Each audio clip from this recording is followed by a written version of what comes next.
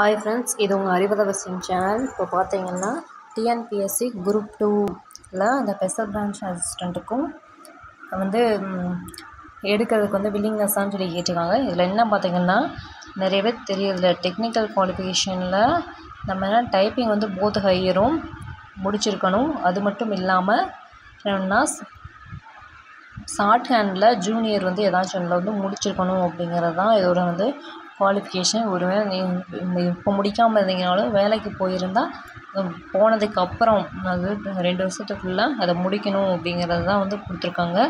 So இதை பார்த்துட்டு வில்லிங்காக இல்லையான்னு சொல்லி கொடுங்க. ஏன்னா ஏற்கனவே 2 ஃபேஸ் போயிடுச்சு, இது 3வது ஃபேஸ், இதுலையாச்சும் ஃபில் ஆகட்டும். ஸோ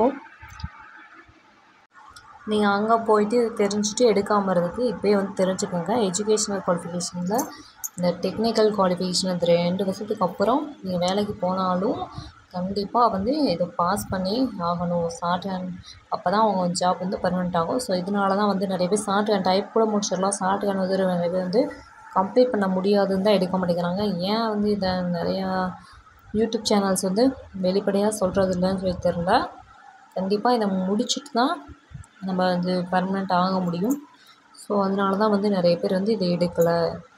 ஸோ உங்களுக்கு வில்லிங் இருந்தால் அவங்களால முடிக்க முடியும் அப்படின்னு சொல்லி வில்லிங் இருந்தால் மட்டும் கண்டிப்பாக நீங்கள் வந்து தாராளமாக எஸ் கொடுக்கலாம். இல்லாட்டி தயவு செஞ்சு கொடுக்காதீங்க. ஏன்னா இதனால் குரூப் 2A நம்மளுக்கு வந்து ரேங்க் லிஸ்ட் வர்றதுக்கு ரொம்பவே டிலே ஆகும்.